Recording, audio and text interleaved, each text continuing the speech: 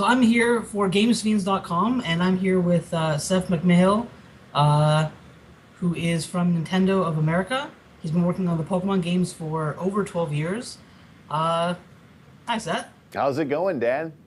Fantastic, fantastic. So, Seth, can you just give the people a quick rundown of your job title and what it is that you do? Well, right now I'm the assistant manager of product marketing, which really doesn't fit my title. I should just be the assistant manager of Pokemon everything. I've been there for, as you said, over 12 years now and have been essentially working exclusively on Pokemon. So I started in localization and was basically localization all the way up through black and white, but at the same time worked heavily on the kind of the marketing aspect of it, writing creative copy, TV commercials, all sorts of things like that. So essentially, if it has to do with the Pokemon video games, it comes across my desk. So it's pretty cool. I mean, I started out before I even started working at Nintendo.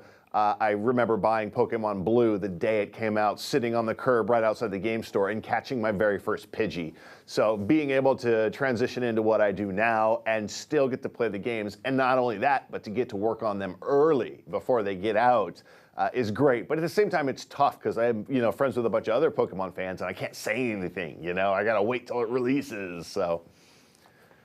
It's pretty cool. It's pretty cool. So, since you worked on Pokemon for so many years, what, from your experience, has been the most popular game from each generation, and why have they been so popular?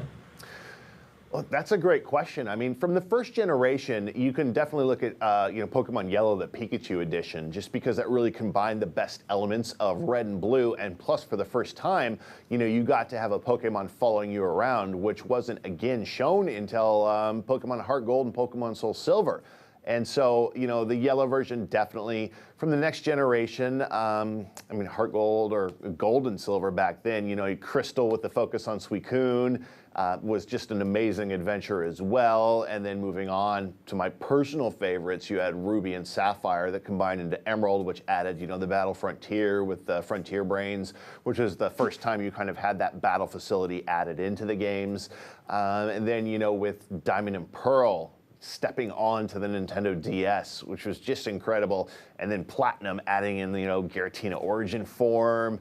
It's just so hard to pick any of them. But then when they made, they did the remake of Heart Gold and Soul Silver, added the Poke Walker, which was, the pedometer device that you had your Pokemon gain experience by walking in.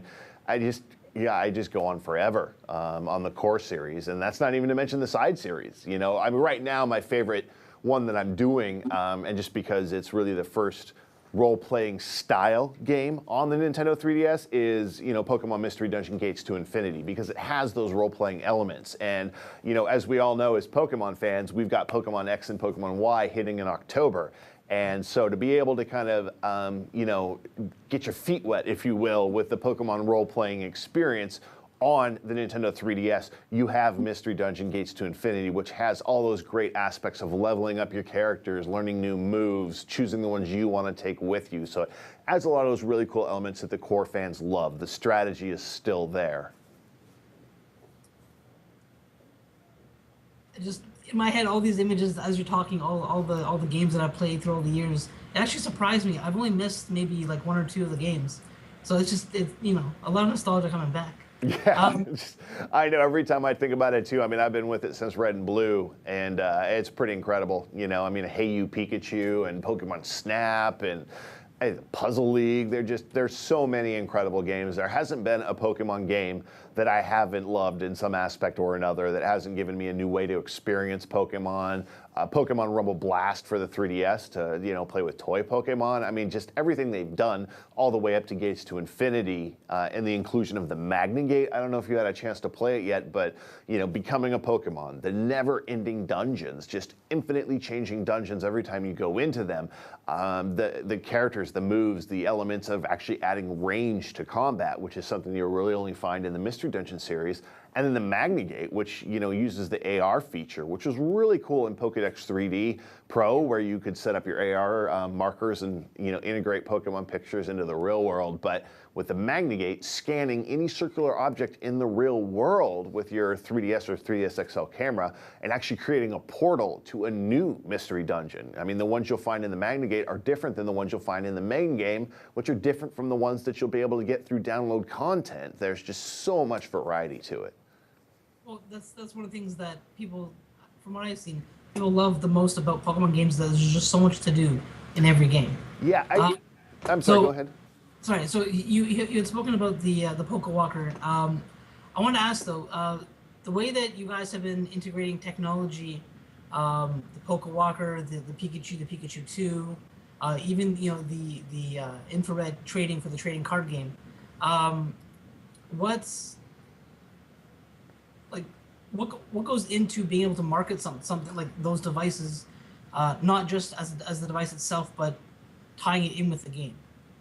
Well, I think, the last thing you said there, tying it into the game, is the most important part. I mean, every one of these devices, from the original Pikachu, which is awesome that you mentioned that, I still have that in my drawer at work, up to the Pokewalker, the infrared ability, it's all meant to enhance the game experience. That's the key thing, is it's not a standalone device in any way. It's meant to just, like the Pokewalker, for example, being able to pick a Pokemon, your favorite one, put it on there, and then take it with you. Being able to catch Pokemon on your Pokewalker and put them back into your game. Everything that's done is meant to enhance that main game experience and just encourage it. I mean, even the Pokemon Global Link and going to the Pokemon Dream World, again, that's just meant to supplement the game itself, and it all comes back to that core game, to that experience, even like with the Magnagate feature on, Mystery Dungeon Gates to Infinity. Just being able to hop into a world through a circular object, all the experience points you gain, all the items you find in there will come back into your main single-player game as well. So it's all about just enhancing that experience that you can have with Pokemon to make it more immersive every time. Yeah, I mean, like, it's one of those things that's why people love the game so much, right? It is about that experience. Something that caught my eye when I picked up the most recent Pokemon, Black and White 2, is that it was the first time that you guys had created a numbered sequel for the games. So I'm just sort of curious as to what led to that happening. Well, I mean, I can't speak specifically for the developers, for Game Freak, of course. It was, it was news to me when I first heard about it as well. But one thing I do know they said is that, the Unova region was just so large, so huge, that they still had more stories to tell in it. And aside from being in the same region, it was a new experience. It was really cool to see things 2 years later, to run into people you ran into in the first game and see what had happened to them and how they had evolved. So it was the first time we had actually done another sequel, but I thought it gave so much more of a unique experience than, per se, like a gray version, if you will. Makes sense. So one final question that I think a lot of people would be curious about is, since you've worked for so many years, I mean, over a decade, really, yeah, on the Pokemon franchise, what is it that you're most proud of, and why do you think the series has been able to last for so long and will likely last for many years to come? Yeah, forever. Well, let's talk about why it's lasted so long. I mean, the main thing is when this game was developed at the very beginning, it was developed as a fantastic game. There was so much love and dedication put into it, and that's what's put into every single game, including what Spike Chunsoft has done with Pokemon Mystery Dungeon Gates to Infinity. You can tell the quality of the game always shines through. And every game that comes out, be it Black and White 2, X and Y, everything always has that dedication, that love put into it. The thing I'm most proud of, I mean, there are numerous occasions, but I really, Ruby and Sapphire for me were kind of the very first core games that I really worked heavily on in terms of localization. But Diamond and Pearl were fantastic. Anytime we get to bring Pokemon to a new Nintendo handheld platform it's a milestone for me. So I'll have to say, I know I'm speaking to the future right now, but I can tell you that Pokemon X and Pokemon Y are going to be the thing I'm most proud of, just being able to get the public to get their hands on that. Right now, thing I'm most proud of is just Mystery Dungeon, the way that it's enhanced the Mystery Dungeon series. Gates to Infinity just adds so much more to it. And then, like I said, in 3D, in those dungeons, it is just incredible. The little details, the sand waterfalls that you'll find, it's really just an amazing experience that's essentially never ending. I'm all excited now. So I can't wait to see Pokemon XY. It's coming out next year, October. Or sorry, this year, October. This year, October, worldwide, yep.